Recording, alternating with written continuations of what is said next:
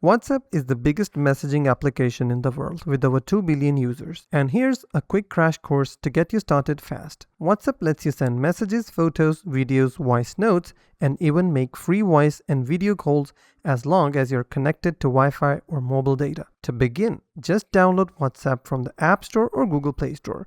Enter your phone number, verify with a 6-digit code, and then set your name and profile picture. WhatsApp automatically detects which one of your contacts are already using WhatsApp, and you can start a chat or invite others with one tap. Inside the chat, you can type messages, send photos, videos, documents, GIFs, stickers, or even share your location. Press and hold the mic icon to send a quick voice message. If you want to call someone, just tap the phone or video icon. Calls are end-to-end encrypted, which means your conversations stay private. You can also create groups, share status updates like Instagram stories, and even join channels and communities. In the settings privacy section, you can control who sees your profile picture, status, last seen, and even disable read receipts, so people don't know when you've opened their messages. So that is what we call WhatsApp: fast, free, secure, and simple to use. Want advanced tricks? Let me know in the comment section below and I'll make a deeper guide next.